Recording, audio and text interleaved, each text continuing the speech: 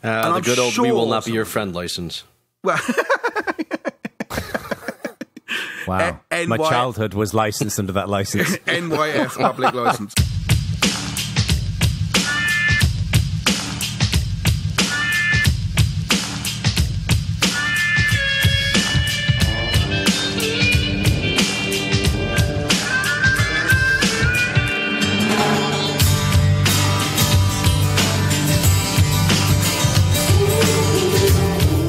Morning, listeners. Well, good morning if, for the first time in a very long time, Jono actually remembers to edit this as he should. If not, good afternoon, or potentially good evening. It's Thursday, August 10th. This is Bad Voltage. My name's Jeremy. Thank you for that, by the way. That's you like that. That's what happens once in a row, or one time. Once in a row is not a thing. Yeah. One time, total forgiveness. 2 times in a row, bollocking. That's how that will work. You know what? Your point is almost as good as your intro. No, I think it's great. Also, if you look here on my desk, my mouse, right, is 1 mouse in a row. So that's okay. I think that's the name of the show, by the way. Yeah, that is absolutely the name of the show. Now, with that out of the way, what are we talking about today? Well, we're gonna obviously do a bit of news, but we're also going to talk about content management systems and building websites. So we're going to talk about which CMSs we're fans of, which ones we're not fans of, whether it's dynamic sites like like WordPress, or we're talking about static like Jekyll, whatever else, and plugins and SEO and all kinds of stuff. So we're going to dig into that. Quite a large sidebar on that one as well. So it's only about half about CMSs. So stay tuned for half mystery content. And we're going to talk about curated journalism. Ben Thompson from Stratechery came up with an idea about essentially outsourcing all the stuff that isn't journalism to a company, and we're going to go through the detail of it. And now, Bad Voltage.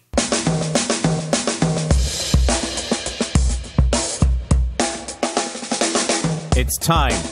You know what it's time for? I do. In fact, what is it time for?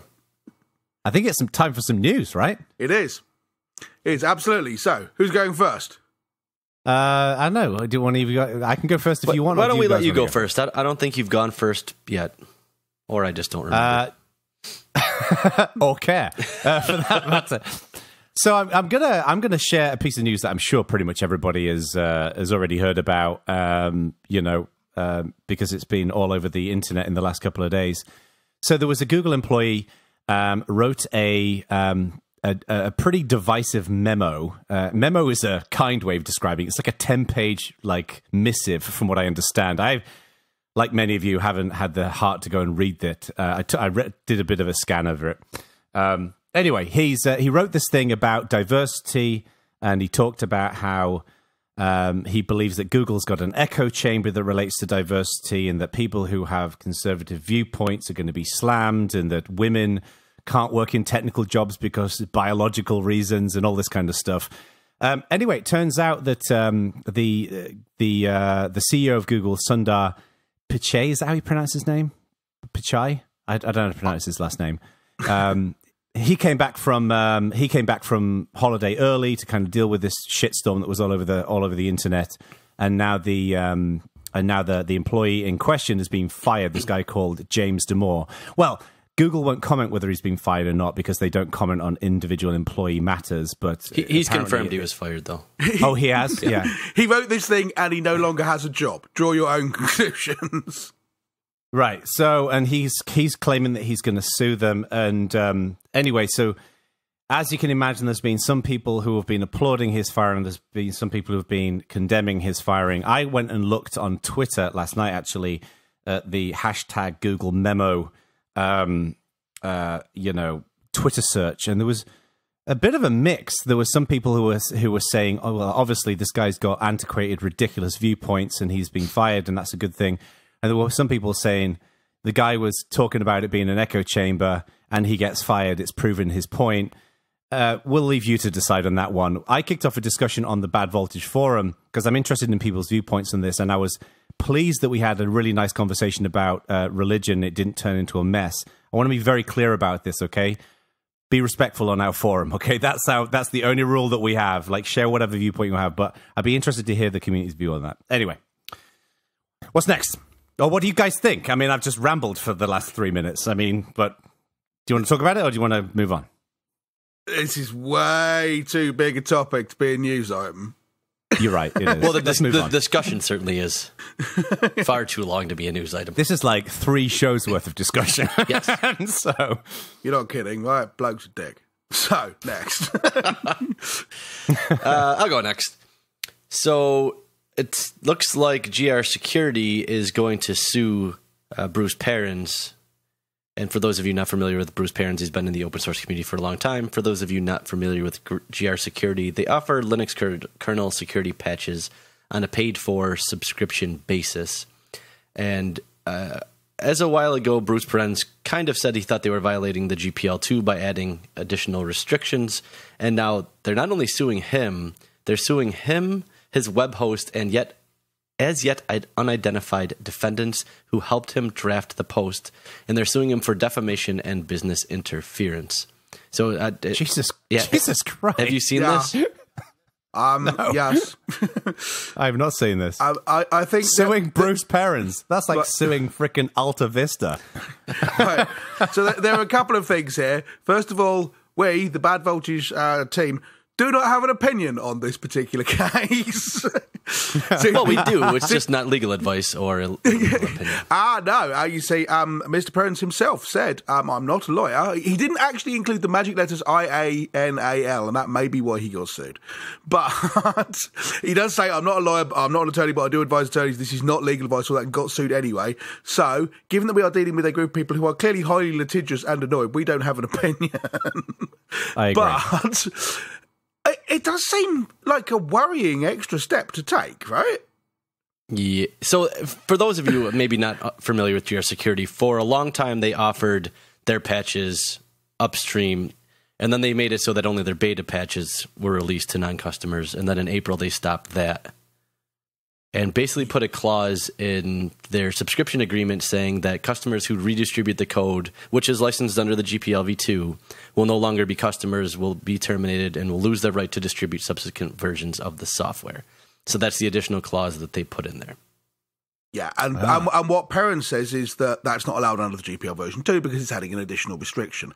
I'm sure I've seen things like this before. I mean, this is similar to, it's not the same as, but it seems similar to Red Hat's thing about if you redistribute stuff, then we won't sell you support and we'll cut you off from the support contract and all that kind of thing. They never really did that, though. What they did is wrap the copyright into the packages and then use trademark to not allow you to use their logo.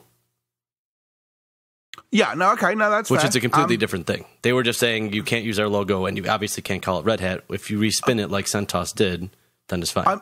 The thing which annoys me about this is I'm sure I remember someone else doing this in the past, saying, here's this thing, yes, it's open source, but we don't want you to distribute it like this, and if you do,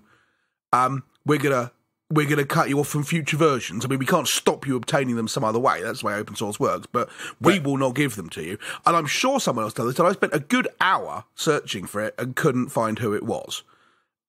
So now I think I may have just made it up in my head. But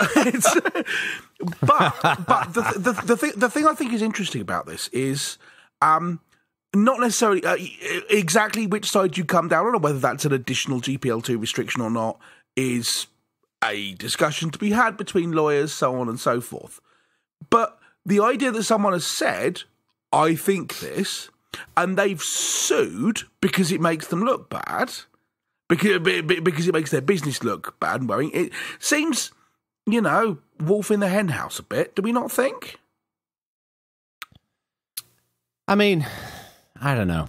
I'm just looking up this company. They have such a storied checkered history with the Linux, because I mean they got into the tirade with Linux, called them garbage. That was a while ago. So I mean, this is not the first incident to happen with them. They have constantly maintained an out of tree set of security patches, and there are a bunch of people who think that the stuff they provide is good and people should be using these patches. They haven't gone upstream because a lot of the upstream kernel team don't like the way they're written, the way they're managed. I don't know. And the way they were submitted as one giant patch. Right, okay. I don't know about the detail here, but there's certainly been a lot of back and forth with this, and they basically maintained a separate out of tree Essentially, you get their kernel rather than the upstream kernel, kind of, right?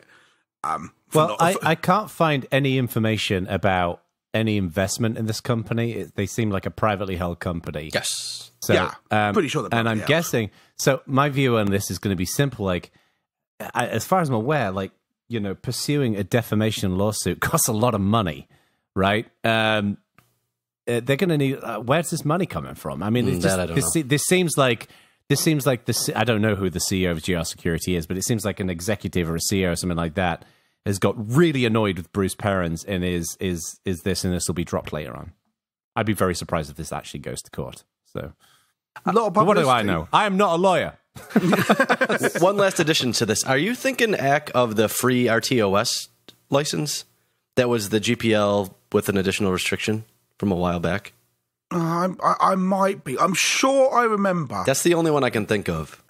Someone. I mean, this is. I don't think it was that, but maybe it was. And I'm sure I'll be corrected 1,000 times on the forum, on Twitter or whatever. But I'm sure someone did a whole. Here it is. Yeah, it's open source. But if you take it and then just sell it on, then the next time a new version comes out, we won't give it to you. Sucks to be you. And everyone was like, "Well, that seems not very open sourcey." And they went, "Well, you know, it's not against the license. We can't stop them redistributing it. But we can say we won't be your friend if you do." Yep. The good old "we will not be your friend" license. Well, wow. My childhood was licensed under that license. NYF public license. Okay. What's next? Right. Here in the UK, the Information Commissioner's Office, they're the people who enforce the Data Protection Act and data protection stuff generally. So things about data privacy and what companies are allowed to do with personal information about you and so on and so forth, right? They're getting a bit worried about the fact that a lot of UK government employees, especially tech employees and so on, use Slack. And the reason they're worried about this, I mean, at first I thought, bloody Luddites, get over it. Right, what do you want to use Mattermost? But actually, hey, that's not fair to the Mattermost team. No, it isn't. That was unfair because I quite like Mattermost actually. Right. I should have said, what do you want to use IRC? But actually, they have sort of a point, right? There are different rules if you're working for the government because you've got things like freedom of information requests. If someone sends a freedom of information request saying, what was the decision process that caused us to use this particular technology on this governmental website 12 months ago, then you have to be able to answer that question. You might say it's too much effort to produce it, but you ought to be able to get that information and get it reviewed and so on. And that's really hard to do. If it was done on Slack, it was over 10,000 messages ago, and now it's gone.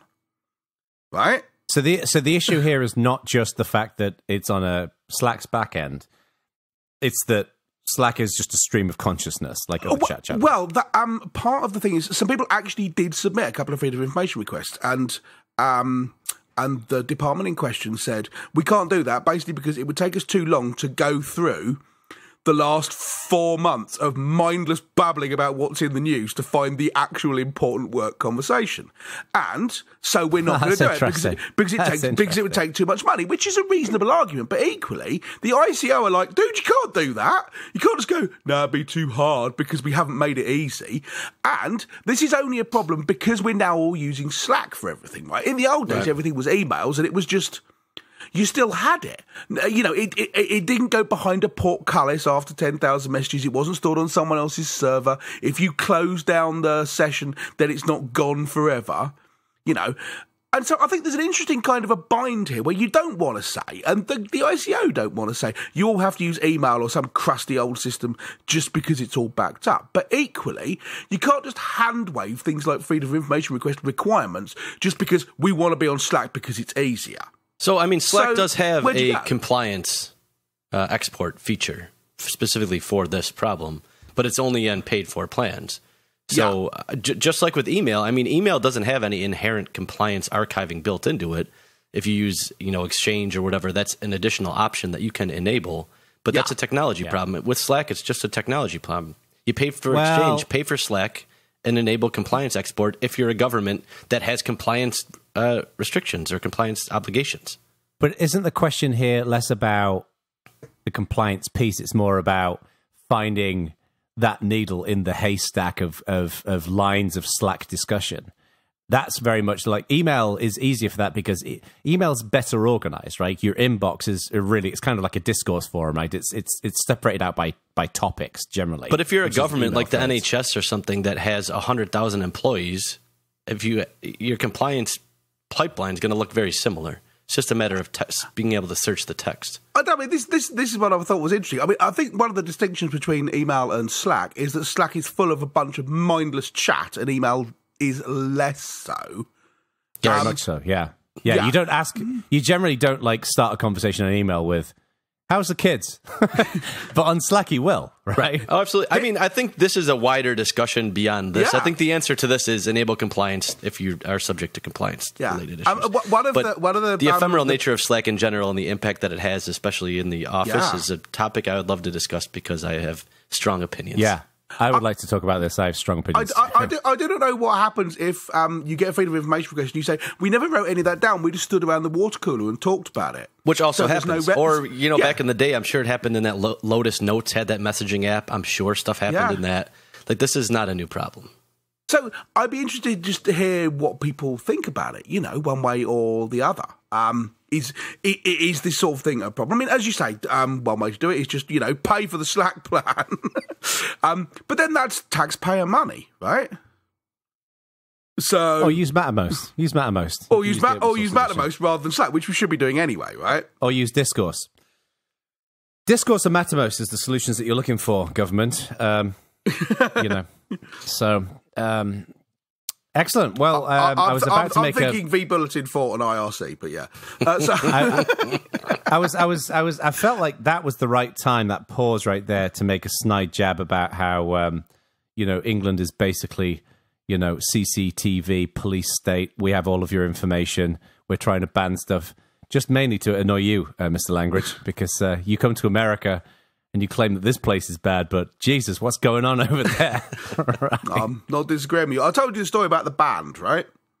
When they first brought CCTV cameras in, someone allegedly, I never found out whether this was truth or not, got their band out into the street and then played a gig in front of it and then requested the video under freedom of information and put it out as the video for their single. Oh, really? Yeah, allegedly. This is like the story about the guy with the picture of the handcuffs, right? I'm not sure it actually happened. I also remember some people, didn't someone get married in front of a camera and ask for the video? Oh, that's funny. They had to pay the £5 for the video, whatever it was. So. There we go. Although, I'll give one quick update too. Based on our last show, I posted the same question that we asked in our forum about what was your first computer to LQ. You did. And what made me think of this is the vast difference between England and the United States. Acorn, which did quite well in our poll, got a resounding, it was at about 1.6%, and I kind of poked Stuart a little bit, and he put out a large effort, which has got it up to 1.8%. Oh, man, really? It is getting pummeled by basically everything else. It's gotten 8 So votes. You're basically saying Linux desktop usage is the same as Acorn usage for people who go on. But it was interesting. I mean, we have a fairly large UK. I would say UK is probably our third largest, but the United States is by far number one.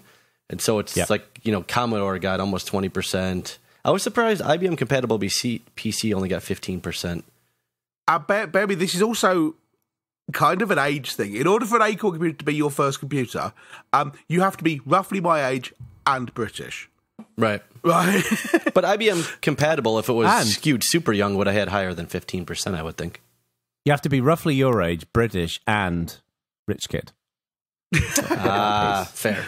Let's not forget that piece, you remember your biggest problem is, technically I can't vote for it because my first computer was a Sinclair ZX81. It wasn't an Acorn at all.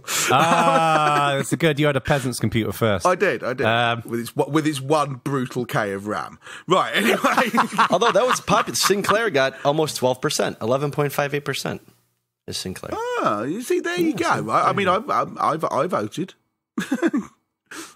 I voted the LQ poll. Okay, end of the news.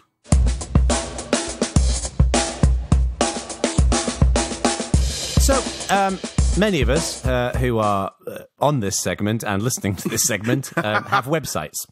And are there people without a website in this day and age? I suppose everyone's just, this was got a WhatsApp. Not a well thought out intro. It's not a great intro, is it? So some people have a Wix website. Some people will have their own self-hosted Drupal or WordPress or whatever. So we thought it might be interesting to kind of just have a bit of a chit-chat about our thoughts on, CMSs, plugins, and various other bits and pieces. I have a number of opinions on this. How do you want to do this? I mean, we really haven't thought this segment out very well. So should I just blast through some thoughts on what I'd recommend here? Well, this segment was your idea, so why don't you blast through what you had, and then Stuart and I will pitch in our opinions after that. Mock. Yeah. I mean, contribute. So so as a bit of history, I, like many people, I built my own website years ago. I built my own little custom CMS, and it was okay, but then I just ran out of time, and I'm not a great programmer, as we've already covered ad nauseum on this show. So I moved over to WordPress, and I love WordPress. I think it's a fantastic platform for not just setting up blogs, but also building like full websites. You got to keep it up to date, obviously, because as what was his name? Who's Chris at Canonical? Chris Jones once said, having a PHP application in your data center is like letting a bus full of hackers into your data center. So anyway, so I run WordPress. And theming-wise, I'm a big fan of this theme called Divi. Now, it's a paid-for theme, but it's super flexible. You can basically create really custom layouts, but it's got like a visual builder, so you don't have to write any code. It's pretty flexible in what you can do. It's got like A/B testing, which I don't really use very much of, but it's just a really powerful theme. It's responsive and all the rest of it. And I'm also, use a ton of different plugins, obviously. So things like Monarch for social media buttons. This is also from the same company who makes Divi, which is a company called Elegant Themes. And they do a really nice job. They've got great documentation. When I bought Divi, they actually had a lifetime plan. I don't know if they still have this thing where you basically paid like $200 and odd, and you basically get all of their themes and all of the updates for life. And so it's like a killer deal. And I run it on a bunch of different websites. So I use Monarch, which is a really neat kind of like social media sharing tool. They've got something called Bloom, which is for people to sign up for like newsletters and things like that. I have like a newsletter. Whenever I post a new blog post, people can subscribe to it, and it goes out to people via MailChimp. And then I also use something called Yoast, which is basically for SEO. So what happens is that when you type up a new blog post, it will give you feedback about how to optimize your copy for SEO, and it'll do things like create a sitemap for you and whatever else. So that tends to be what I tend to use. And I I'm a big fan of WordPress, but I've found that Divi and these other bits and pieces, it's amazing what you can do if you spend a bit of time learning about it, Right. What about you guys? So, I mean, I've been in the web industry, I guess, for a long time. So I've gone through kind of a couple phases here. I've worked at a web design company, a pretty large web design company from 99 to like 2004 or something. And then from there, a bunch of my initial clients, especially, were web design companies and web design firms. So, I mean, I remember the whole Mambo to Joomla thing. And, we used Geeklog for a while, and then Typo3 for a while, and, the Plone, and the amount of open source CMSs that have been around over the years that kind of went back down memory lane as I was getting ready for this segment. And there were some that I completely forgot about, like PHP Nuke. Do you remember that one? And there's just been so many. Yeah. And then B2, which became WordPress. B2, right? Evolution, and it's there's been so many, really. And then we kind of went through a consolidation phase where some of those are still around, but it kind of was WordPress and Drupal seemed to have a lot more mind share than a lot of them, and companies behind them, unlike some of them. And Joomla obviously still there, and a couple other ones. But the one thing that I found interesting is I'm seeing more and more, especially companies, going towards things like Hugo and Jekyll. Yeah, which is kind of an interesting, almost throwback to 15 years ago when people did it then, because serving CGI, and what it was called back then, really was kind of CPU intensive, and servers couldn't handle a lot of traffic, where now we have fixed that problem, but are going back to these kind of things for other reasons. And I think the cool thing about something like Hugo is you can have people use the same GitHub or Git-based workflow as engineers on your other teams, and I think it makes the teams a little bit more cohesive, a little bit more. So, that's one interesting trend in this area I've seen lately. I'd say particularly for tech companies, engineers. Yeah, it's pretty cool. There's another one called Grav, which this guy called Andy, who used to be Andy, I forget his last name. He used to be really involved in Joomla's been building, and that's a pretty cool like static CMS. So yeah. There were a bunch of static ones. I mean, you used to have back in the old days, you had things like movable type, which was which was a kind of hybrid of the two. So it was a web application written in Perl, actually, but it was CGI. You didn't run anything on your local machine, but it would then build static pages and use them. So these days, you might think of that as being WordPress, but with WP Supercache turned on all the time, or something built in, right? Because then people used to talk about funky caching, which was that it created the page the first time someone viewed it because you didn't want to rebuild an 1,800-page website every time you changed anything, so on and so forth. Right? So a bunch of things around that. I'm increasingly annoyed with WordPress personally, for a bunch of different reasons, actually.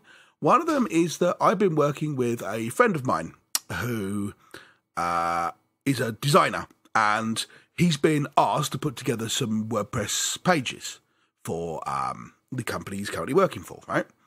And so he wants to he's doing some designy things. There's a bunch of content on the page, but he wants to, do some design and layout and things like that.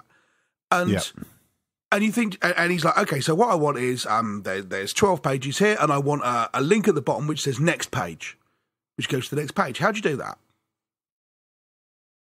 Answer is you just go looking in the plugin thing for a next page plugin, right? But what if you can't install plugins? Yeah, that's a good point. It is spectacularly difficult to do anything interesting with WordPress at all, because there's been this culture of just install a plugin for so long. A whole bunch of really obvious stuff just isn't in the core, because they don't want to bloat the core, I understand that.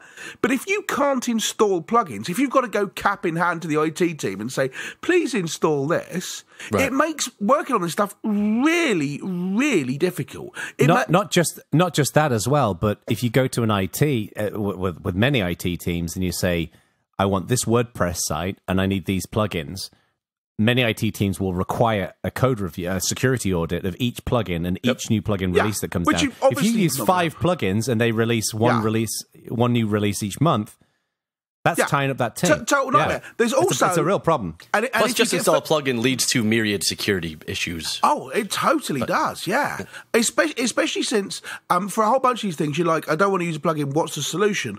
And then you'll find 50 Stack Overflow answers or things on the execrable WordPress forum thing, which say what you do is. Did you just say execrable? Yeah, I did. Why? What is that? Is that Elvish? What is that word? Appalling, repugnant, hopelessly, dribbly, supernaturally awful WordPress forum. Execrable. Wow, Jesus Christ! That sounds like a progressive death metal band. Actually, it does. Anyway, carry on. That kind of lightning logo. Right. So, a lot of them will say, just edit the theme to do this. Just find the bit which says, the post and change it to the excerpt or whatever, right? I'm like, but you can't edit themes either. Also, editing a theme is the world's worst idea. Never, ever, ever, ever, ever do this. It will screw you. And that, combined with the fact that WordPress is popular, right? It's got 23% of the web. Surprisingly popular, yeah. Yeah, according to the WordPress team, and it's not entirely clear how they calculate this metric, but whatever, right? It's popular. Because of that, if you set up a WordPress site and you don't say super duper on top of security stuff with it, you will be owned by bots 30 nanoseconds after a security hole is found. Yeah. Right? Yeah, I mean... And if you're us, right, then fine, you stay up to date. But when have you ever gone to work with a company where this isn't their absolute job, and you've looked at their WordPress, like you've logged into the back end, and it hasn't got the upgrade, click here banner at the top? It's literally one click. They can't make it any easier, and no one does it still. It's like, oh, yeah, you should get around to that, and you've already been owned. Yeah, I mean, I agree with you. If you're going to run WordPress, you need to make sure that it's well managed. I think part of the reason why I think it's been successful, obviously, is with the problems that you guys have highlighted, which I agree with, is for people like me who want to build a relatively comprehensive site, you know, like my own personal, like jonobacon.com, you know, it's a blog, but I've also got like stuff about my business on there and this, that, and the other. It's pretty flexible, particularly if you have a decent theme that allows you to that kind of flexibility. The problem with it, one of the major problems that I have with it as well, is configuration of like a post template is difficult unless you like Divi can allow you to create a completely custom post theme, but then you're bought into Divi. So if you ever need to change themes, then you're screwed. An awful lot of these kind of big league WordPress plugins basically throw away the WordPress admin interface. I go, you've got to use our admin interface instead. And it's infuriating. I mean, you can. So if you look at things like management and so on and so forth, and someone's going to be looking for you, you could say, I'm going to run WordPress, but I'm not going to host it on my own server because that's stupid. Who wants to be a sysadmin? I'll go to WP Engine or someone like that to do the hosting for you. But in my opinion, if you're going to do that, just go to Squarespace, right? WordPress has the advantage that WordPress has a really wide community, but so much of it's out of date. It's like looking at Linux documentation online where you say, "How do you fix this?" and you're like, "Oh, but that was from 2009, and now it doesn't apply anymore." I think that's an unfair characterization. I think that if you're responsible in the way that you're looking at plugins and whatever else, and you're responsible in the way that you're assessing things like themes, I think you can end up with decent, well-maintained stuff that serves your needs. I think one of the things that WordPress gives you is it gives you a lot of flexibility. You know, you can build CNN with WordPress, or you can build just a simple blog, right? That's one of the things why I think people use it. With something like Squarespace, you lose a lot of that kind of flexibility. Also, there's something about running your own CMSs that, even if it's hosted on WP Engine, you can always dump that data out and move it to your own hosted provider if necessary, your own, you know, on-prem, whatever, if you need to. I think to be fair, it's not perfect, and none of these CMSs are perfect, but I think they've done a reasonable job at it. I would agree with that. The Automatic team do try quite hard, but I think I've decided that the deficits outweigh the benefits. But I see how people have made the other thing. If someone comes to me and says, I want a website, I want to just spin it up, go for it, but I want to be able to customize it the way I like, I'll normally say to them, install WordPress on a hosted platform. The big issue that I have with this is the same issue that I have with things like GitHub and GitLab, which is, and this is one of the things I was working on when I was at GitHub, is if you go and create a brand new GitHub project, right, a new repo, and you want to build a community around something. So let's say, you're building a game, right, a mobile game. To convert a repo into an actual community that's up and running and doing really good stuff and healthy and vibrant requires a huge amount of like expertise that's locked up in individuals' heads. And I think it's the same thing with building a website. If just in my own personal experience, I've done a bunch of kind of like experimentation and research around the way in which you lay out your blog and how you improve your bounce rate and things like that. That kind of stuff just isn't integrated very well into WordPress. It gives you all of the Lego bricks, and you have to know how to put those Lego bricks together. And that's why I think something like Wix or Squarespace is good. Yes. Is that stuff it's optimized a bit better for SEO. Like, that's one of the reasons why I love Yoast, is that I don't know anything about SEO. I can install one plugin and it improves my SEO significantly because it gives me actual shit I can do, not just in terms of the configuration of the site, but how you create content. We need more of that in technology. Like, it's okay for people like us who are really interested in how you optimize web stuff and whatever else, but for the average person who's setting up a blog or setting up a website, they have no idea and they probably have no interest. Yeah. It should make it better. WordPress, the vibrancy of WordPress's community actually works against it to some extent, because it's like trying to find hotels online, right? If you think, how do I solve this problem with WordPress? What you don't get is, here is a good answer, which you should do, which works. You get 40 billion answers, half of which are outright lies, half of the remaining ones are utterly self-serving and attempting to sell you a product, and most of the remainder are massively out of date. So, and if you're the sort of person who can winnow through all of that and find the one nugget of decent information at the bottom, but you probably didn't need it in the first place. What do you use, Langridge, for cryogenics?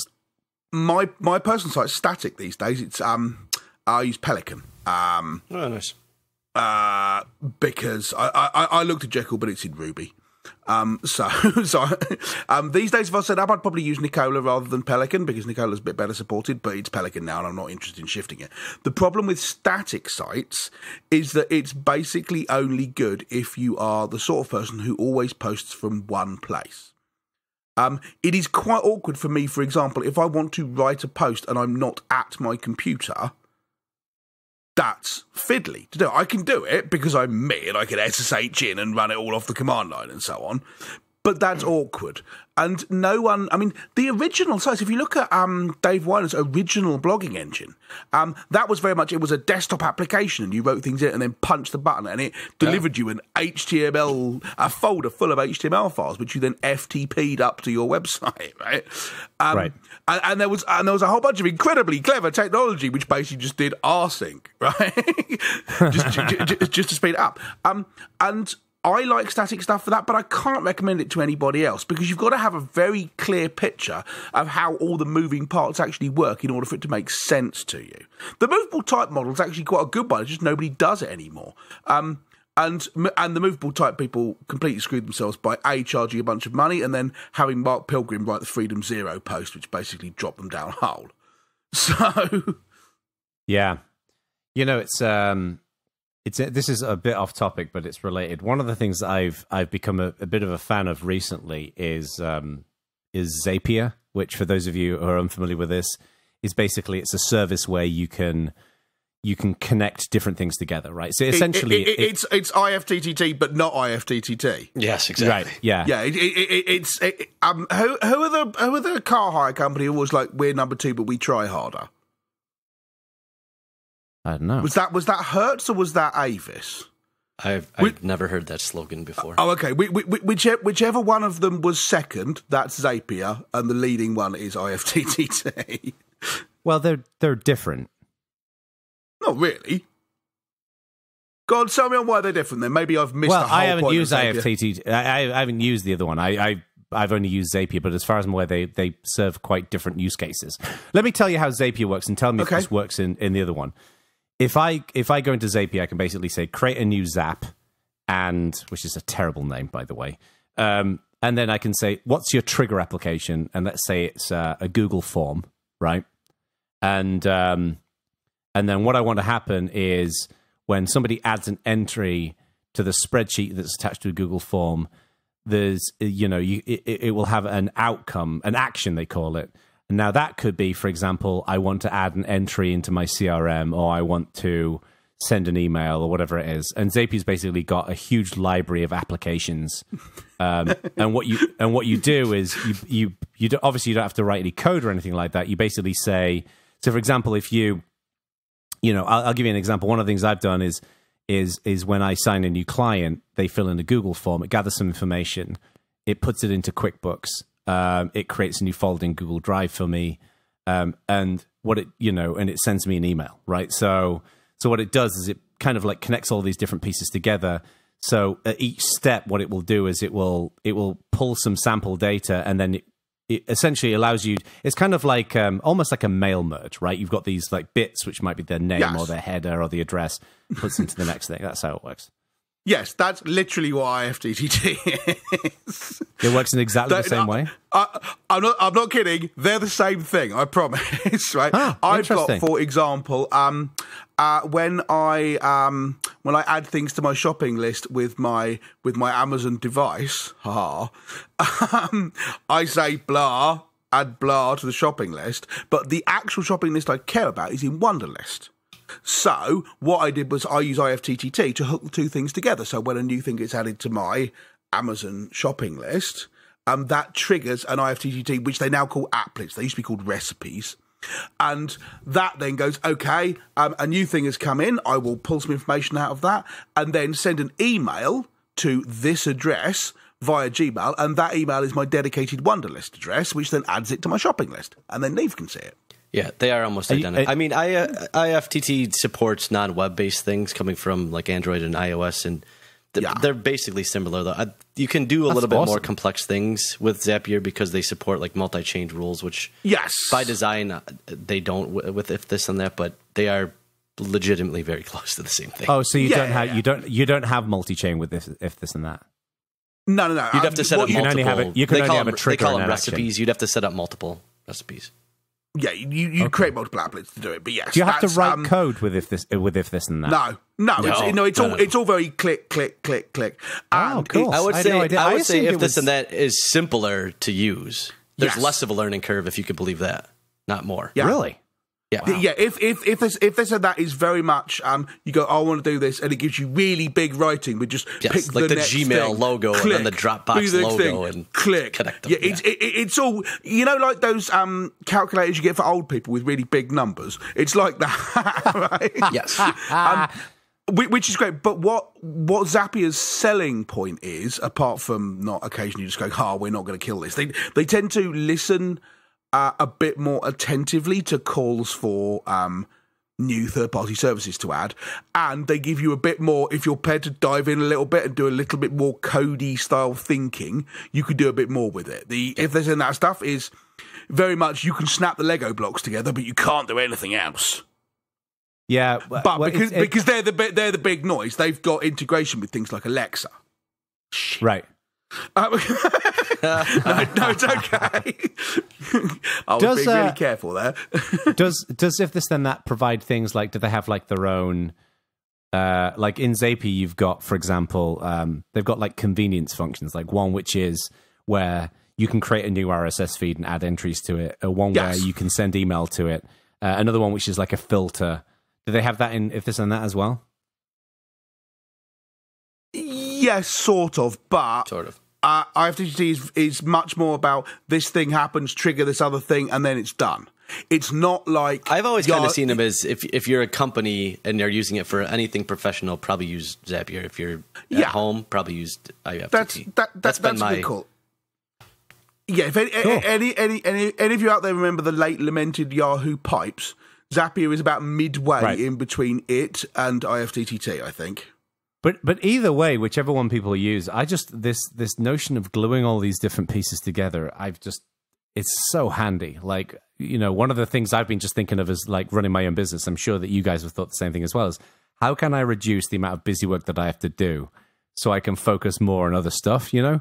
And I find that just gluing these different pieces together is so handy. Part of the reason why I was thinking about this was you can use this, for example, to generate blog posts. You know, in WordPress, right? So, you know, if I've got something set up in Zapier so that when when I publish an article on some of the other sites that I write for, it will automatically update an RSS feed that then will create a WordPress feed in a knowledge base that I'm building. Yeah, and then and stuff like that. That's going to save me a ton of work. So for people who are listening to this who are thinking about, well, I might use WordPress, I might use Pelican, I might use something else.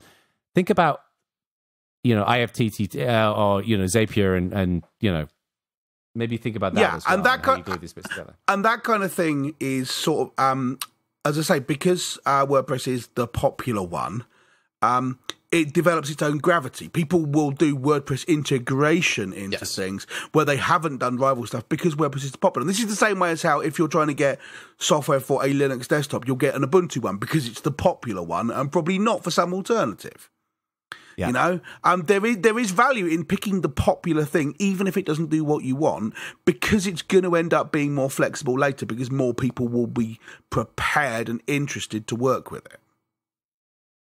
So, yeah, I think this has got all the grounds for being a fascinating discussion. So get onto community.badvoltage.org. I'd love to hear from people like, what are the CMSs that you're using? What are plugins that you're using? Like, just share some of the interesting infrastructure bits and pieces that you use on your website. Feel free to share your websites as well. And because I'm sure we've all got a bit to learn in.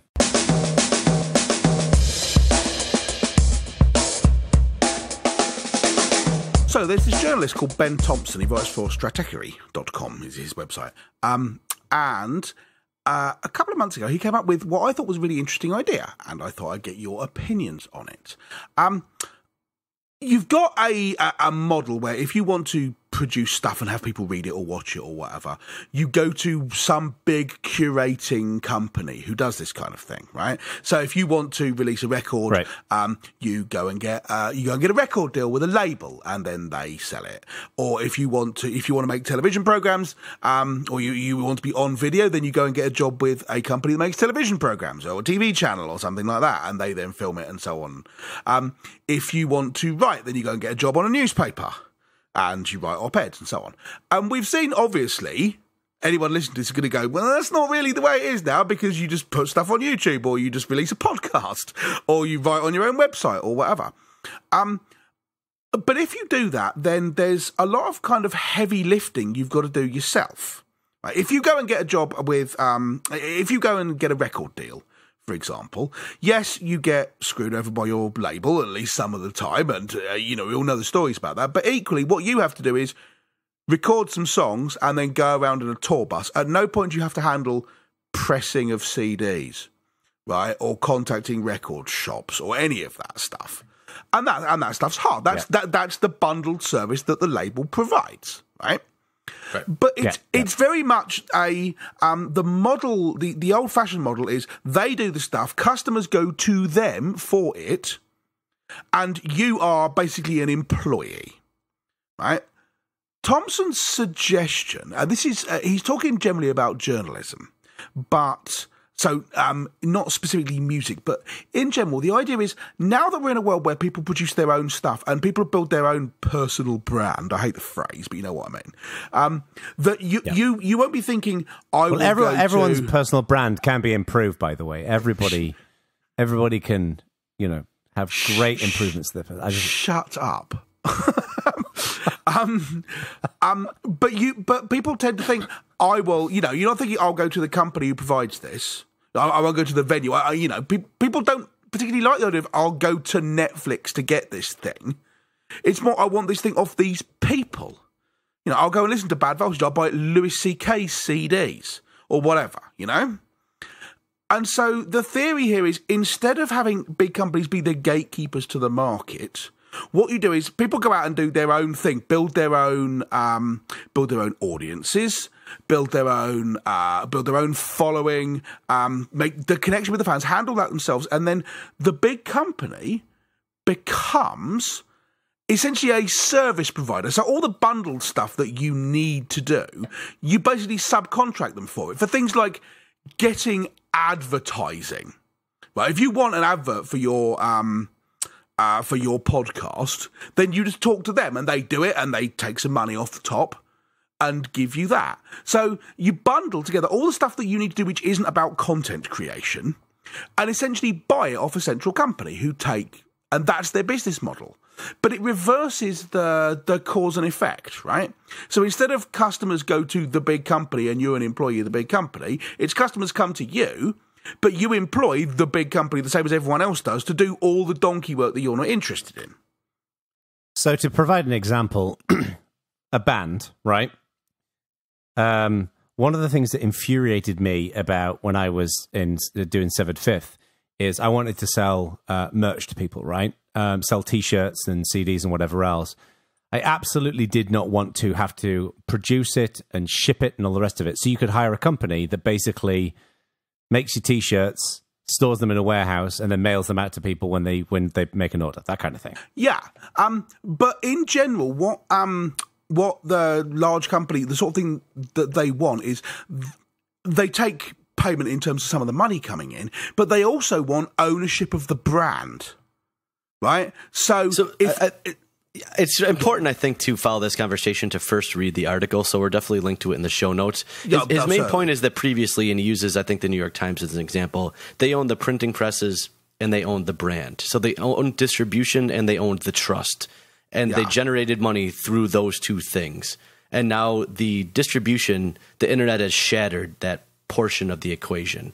So now the trust is moving to individuals. And he uses Grantland as an example. For those of you who are not familiar with him, Bill Simmons used to be on ESPN and built a phenomenal personal brand and left. He went to Medium and started a thing called Grantland. And now he's gone to the example he uses for the quote-unquote faceless publisher is Vox, right? And so Vox will do the ad sales, they will do the hosting, they'll do the infrastructure pieces, they'll do the HR-related things, the things basically that all scale and are, if you are a content producer, minutia, right? You don't want to cut paychecks, you don't want to do Expensify, you don't want to do any of those things, you don't want to worry about web servers and electricity bills and all of that, and all of those things. What you want is the website to always be up, and you want to generate good content that excels and continues to build that brand. Yeah, but publishers in the past have required, in order for them to provide those services to you, part of the thing you had to sign over to them was essentially the brand, right? They were like, no, you don't get to do a thing and get all the credit for it, and we just provide you services in exchange for money. What happens is the brand is ours, and you become an employee of ours. So they have more leverage over this kind of thing. And now the suggestion here is maybe in a world in which people are now capable of building their own personal brands and following through on that. I mean, I'm sure you could have done this in the 50s, but if you decide to leave and run your own TV company, you couldn't. There was just no way of doing it. But now, if someone bails from a really big BBC TV show and then go somewhere else, they could in fact go to Amazon. And the fact they didn't take the name Top Gear doesn't necessarily mean that everyone likes Top Gear. What they liked is the three guys, right? I mean, I haven't read this article, but this all sounds a bit obvious to me. Like, you know, there are YouTube celebrities like the guy who does unbox therapy, right?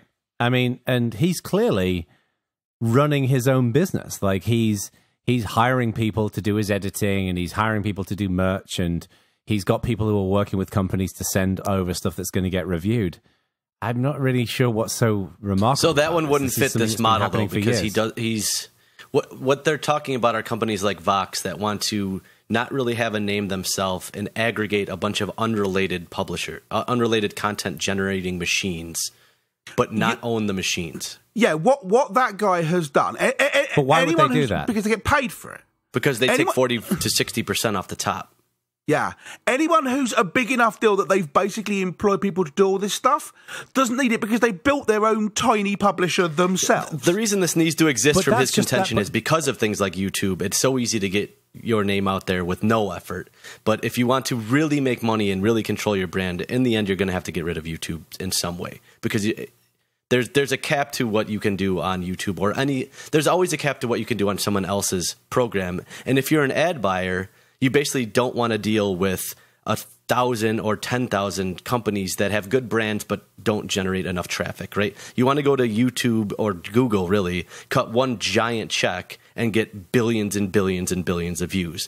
But I think what people are starting to realize is you're not maybe getting the highest quality billion views, but ad companies don't have the time to go to Bill Simmons and say, we want the little bit amount of views we want that, and then go to every other quality small publisher and do that.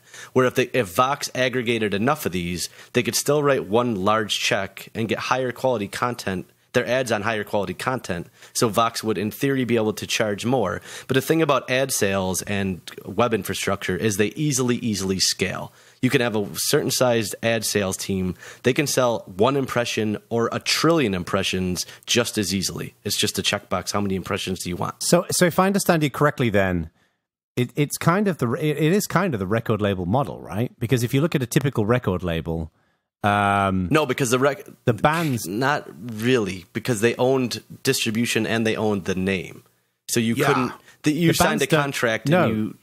Labels very rarely own the trademark of the band. I think Prince would disagree with you. Material of the band. This is the reason why I think Kesha would disagree with you. I think the numerous, unending, over 100-year lawsuits would all disagree with you. Yeah. Yeah, and I'm sure it depends on the label, but my point is there are thousands and thousands of examples of bands switching labels. Right, after their contract's up. Yeah. Right. But this is I mean, yes, there's contractual obligations. My point, though, is that when you sign to a record label, you typically don't sign over they don't own the trademark for your band. You have a contractual obligation for a set number of releases. The idea here is that there's potentially a reversal of fortune available here. Instead of you competing to get a record deal, why not have labels compete to get your stuff? And you might say, well, what the hell's in it for the existing labels? The answer is nothing's in it for the existing labels. But it feels like there could be a market for new people to come along and say, okay, instead of setting up like a traditional record label and having you people grovel to be blessed by our distribution network, we will try and sell our distribution network to people out there who are making music. I think the main difference here compared to the traditional music industry, which is what you're considering, there's a set number of large labels that basically control what gets played. And if you're not on one of those labels, it's very, very, very difficult to make it. This is an inversion of that model. Yeah, and think about it in terms of something like journalism, which is where he's coming from. Rather than music is a bit weird, but because you don't really have the label model in things like written journalism or video journalism, right? But the idea here is that there's a space in the market, I think, for someone to pop up and say, we're prepared to be this, we'll provide all the back-end stuff for you in exchange for a fee, rather than people standing up and saying, well, we want to own the market and you have to come to us. Well, I would say that there's two considerations here, right? There is the model that applies to major content producers, like major artists, very famous authors, things like that, right? I would argue that for people like that, you will already have publishers, labels, whoever else, fighting to try and get that person. In the same way that, your example earlier, Ak, of the Top Gear guys leaving the BBC, right? There was a bidding war between Netflix and Amazon and ITV, if I remember right, over their next endeavor. But it sounds like what this guy's talking about more is the long tail of producers, right? Which is way different. But what I don't understand here, and clearly I'm not understanding, so I'm not saying there's anything wrong with this. I think it's more that I don't understand it. Is I don't understand how this is different. Like, first of all, like it sounds like, using the Unbox Therapy dude as an example. He today runs his own business. He owns the brand. He chooses the platform that he delivers his content on, which currently is YouTube. And then he picks a set of service providers who will run his website, who will take care of his merchandise and all that kind of stuff. It sounds like what you're talking about is that an unnamed or a not publicly named organization will go up to him and say, hey, we will provide all of this stuff for you. And then we will own part of your brand. No, that's the difference, is they will own none of your brand. You create all the content. So Bill Simmons still owns all of Grantland, 100%. They have no control over his content. They have zero ownership in anything to do with it. What they do is provide a service for a fee that includes all the scalable bits that most content producers don't want to have. But what I'm saying is think about it more like, how an accountant works, right? Where your accountant will have loads of clients, and you go to them and go, you handle my accountancy stuff in exchange for this much money every month. It would be like that, but for ads or whatever. It's basically quite hard to do that. But that's what I'm saying. Like, Unbox Therapy guy currently provisions a set of services of which they get no brand. How many employees does he have? What's different about this? How many employees does he have? Probably one. So this is meant for much larger entities than him. Like, Grantland has dozens of employees with eyes on having hundreds, if not thousands. They want to be a very so it's not really for the long tail. It's for the meaty part of the middle tail. But that's also not that different, is it? In the same way that when I was at X Prize and we ran the global learning campaign, we outsourced a bunch of the social media stuff to a social media agency. Oh, totally. And I don't. I guess I'm failing to understand. I think you'll need to read the article. when people already are subcontracting out work or outsourcing at the moment, it's pretty hard to know who to send it out to, and you've got to identify different people in the different areas you want to go for. So you need someone to do your HR stuff, and you need someone to do your ad stuff, and you need someone to handle this, and someone to handle that, and someone to handle the other, and they're all different companies. You've got to shop around. You're essentially building your own little custom bundle from the people that are available. And what you want to do is go, I want this as a bundled service, please. So you're saying with his thing that let's say you use the example of Vox, right? Let's assume we have a company called Smallpox, because it sounds like Fox. Smallpox goes up to famous Mycroft reviewing YouTuber Stuart Langridge and basically says, I would like to offer you this raft of services. So it's not just advertising; it's also merchandise and it's talent management and whatever else. It's a collection of stuff.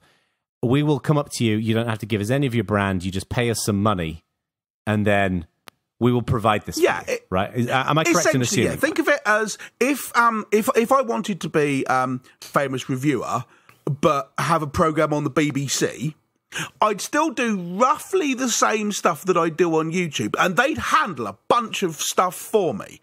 You know, talking to the people to get review items, and who make sure that I get paid at the end of the month, and chasing down new ads but not the BBC then, so ITV, right? Chasing down the ads that go in the middle of it, and finding people to do product placement sponsorships, and finding interesting guests, and all this sort of thing would be handled by the television company who were my employer. But it's basically not possible to buy that as a service. What you've got to do is have someone go, I'll sell, you've got to go and work for someone and say, I'll sell you the brand, so you now own my TV programme, and in exchange for which I get to star in it. It's that reversal that's the thing. Because people are going out and doing their own thing anyway, but it's quite hard. Once you get to a certain size, if you are someone like Louis C.K., for example, I'm sure he had to go and look at a bunch of people who made DVDs and pick the best one, and find people who could do like cover design and all this kind of. And it'd be nice if we could just go to someone and go, just handle all this crap for me, as if I've got a job.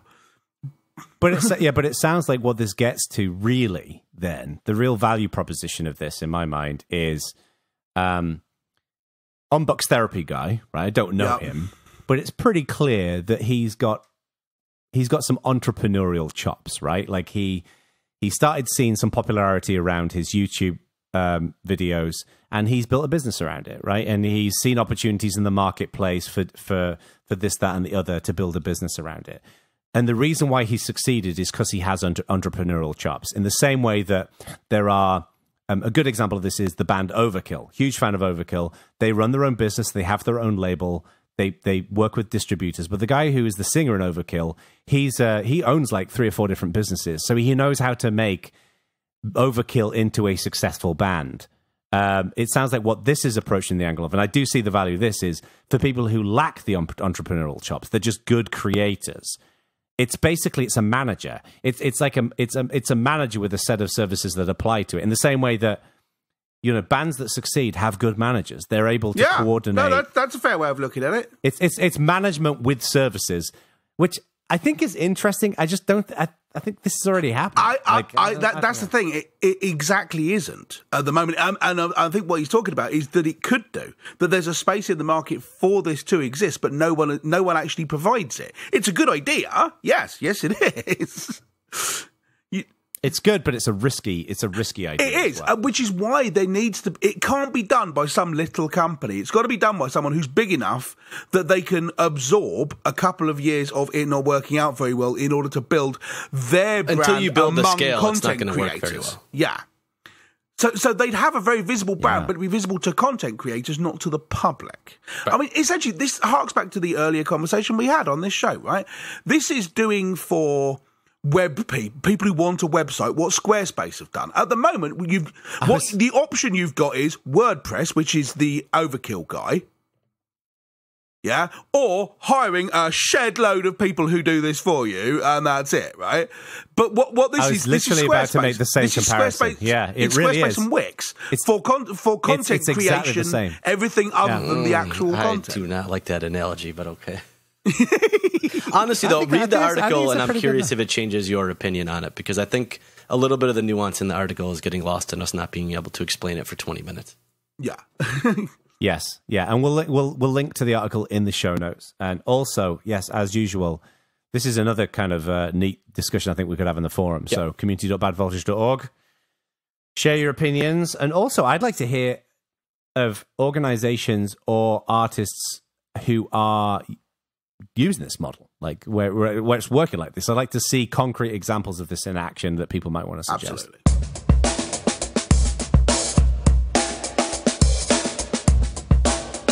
So presumably, yes.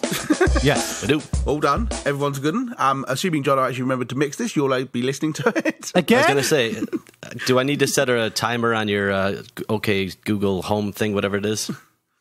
Shh. OK Google, remind Jono on Wednesday evening to mix the show. I have headphones on, idiot. Well, no, but now, no. The beauty now is everyone else's. Google Home will send you an email, presumably. Hey, I wonder if that works. Yeah. Let's try it. Let's try it with a few different ones. What is the most efficient way of trolling lots of people? They've now turned their Alexas and homes off. That's a good one. We may have lost the yeah. Okay. Well, now we just triggered a load of people to do worthless turning off of Alexa. So we you know, in one way we did succeed. Yeah. There was one comment I forgot in the Stratechery segment, actually, before I forget. The content, so that was pointed out to Stuart. Unlike Mr. Bacon, I actually read the article and was so impressed with the content, I subscribed. So he has a model where you pay to subscribe. He does like a weekly or twice weekly long form post that is completely free, but then a daily email update that they charge for. So I subscribed to see. He has pretty strong opinions on multiple different future forms of publishing, if you will. Most of the articles are not about that subject. They're just kind of about random tech-related things. And so far, it's been pretty interesting. Unfortunately, he's been on vacation, so I haven't got a ton of the content, but you do get access to the archives as well. And two cool things I thought about the email were, one, he made an assertion, and someone pointed out that he missed something in the data, and he wrote a whole separate email saying he was wrong and why he was wrong and thanking the person. So he's very well researched, but when he gets it wrong, he's very willing to point that out and reform his opinion, which I like. I admire people like that. Yeah. And then at the bottom of the email, it says, thank you for subscribing. This email is for you, but we don't mind if you occasionally forward these on. Go ahead and do so, which I also thought was pretty cool. How much do you have to pay for this? It was like $5, I think. $5? How often? A month, I believe. Like a month or something like that? Okay. Yeah. It's not much. And it seems like $3, something, I don't know. A good model, you know? Well, yeah, I had never subscribed to something like that before, so I was curious. So I'm going to give it a couple months shot to see what the potential future of journalism may look like. And then report back. Absolutely. I think I know what it's going to look like. A big smoking hole in the ground, perhaps. I hope it isn't, because I think people are good creators of any form. You know, on a related note, one of the things that I love about where we are today, technological wise, is like I watch, you know, TV shows and whatever else, listen to music, you know, Spotify, Netflix, Amazon. I love the fact that even though it's like a pittance, for example, with Spotify, at least when I'm listening to music, the artist is getting some kind of remuneration. It's not like ripping music off the internet. Like there was that Napster phase where people were downloading music illegally constantly. I'm glad that there are some methods in which people can get paid. I had no idea that you could salvage your conscience by paying 0.0000004p every time you played a thing.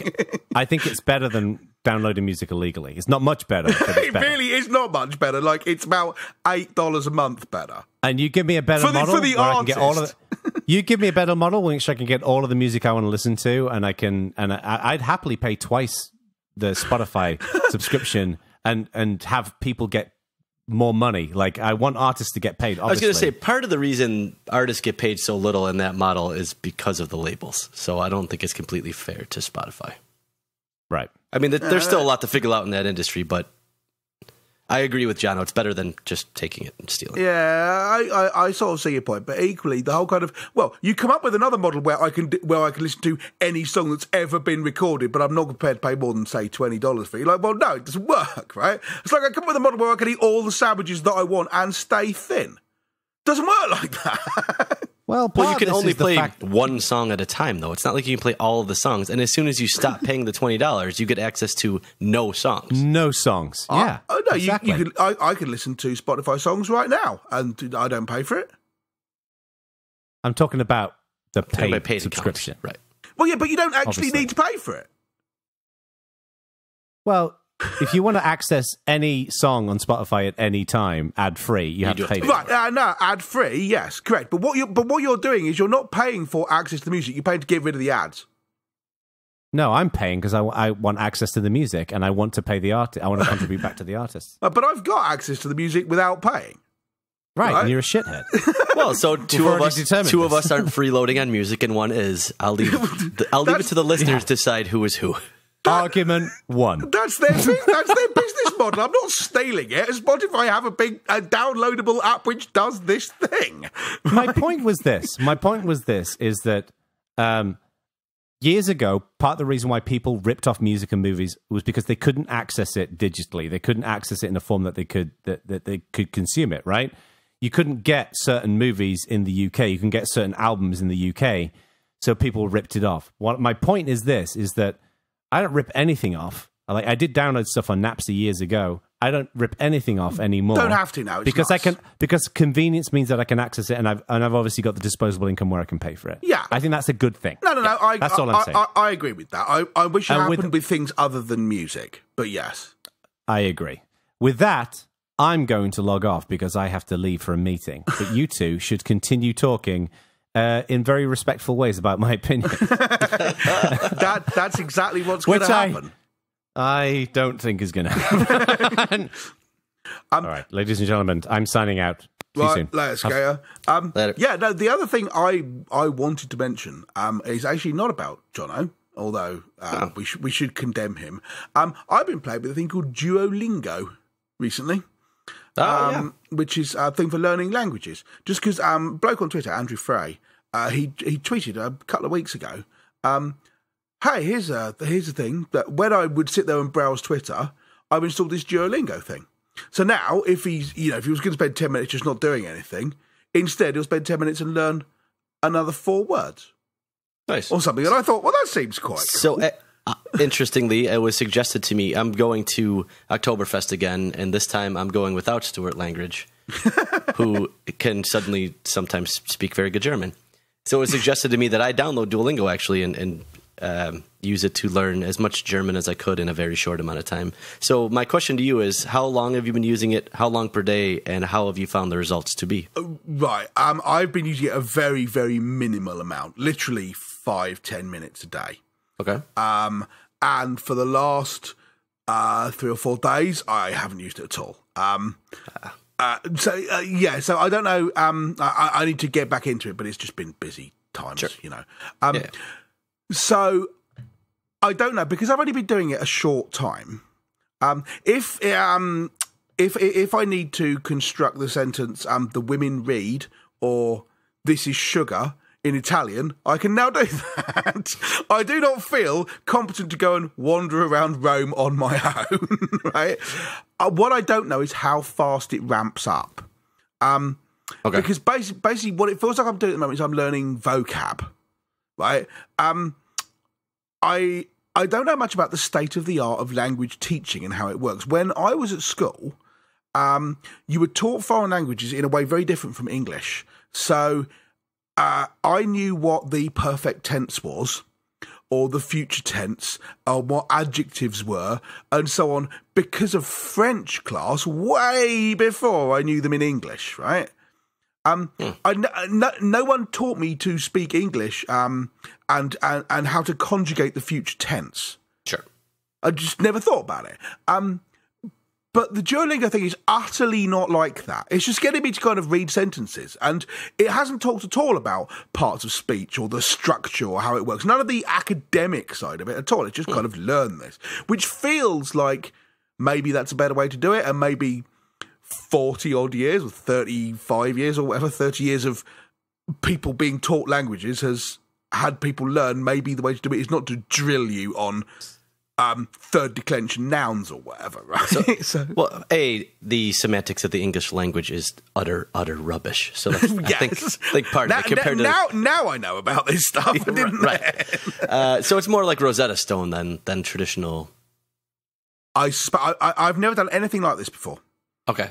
I like this because I could just download it and try it out, and it was free. Also, there's a GNOME Shell extension for it. Really? Which is rather nice, yeah. Because you can do it both on your phone, there's a native app, or also on the web, which is rather cool. Yeah. And on your phone, it's very much kind of, tapping on boxes. And then there are different things. So sometimes it will say, here's an English sentence and what's the Italian or whatever language you're learning, right? And you get a little collection of words, like fridge poetry. Lots of different words, and you tap on the words to make it. Or sometimes you'll get it the other way around. So here's an Italian sentence. What does that mean in English? And you've got to type that in or tap on the words, whatever. And there'll be it'll read something out in a pre-recorded voice. So one of the nice things is it's actually pre-recorded voices. It's not the voice of Siri or OK Google or whatever. Is Popey one of the voices? Popey is not one of the voices. Not so far, anyway. Although I'm not very good at Italian, but I'm better than Popey is, I suspect. I don't know. I mean, he could well speak a whole bunch of languages, but I don't think he speaks Italian, so we'll find out. I will ask him. So not friend of the show, Alan Pope, unfortunately. But then one of the other ones is it will actually get you to read a sentence. And then it'll listen and then give you a tick mark. So far, I've never got one of those wrong. But I don't know whether that means that I've got a brilliant Italian accent and it's all perfect, or it just listens and then it's really super tolerant about it. You haven't tried to get one wrong just to see what it does? I'm worried I might lose points. They have gamified this thing well. They have utterly gamified it really well. Actually, you get kind of little gems for doing things. It's like you got to the end of this level and you've got 10 experience points and all this sort of thing, and that's really nice. They've obviously put a great deal of thought into making it as easy as possible. I have an additional question then. What's their business model? It's free. It's not clear to me what their business model is. You can pay to do things like, because I haven't used it for a few days, my points total will have dropped off, and you can pay to stop that happening, like a no claims insurance bonus, right? Okay. I am sort of worried that I get to the end of the basic section and then it goes, now pay $10 or something. I don't know, and I haven't looked into it because the answer's probably going to annoy me. But so I do not know if you can use this thing to entirely learn a language without paying any money. If you can, then, great. But like you say, I don't understand how they avoid going bust. Right.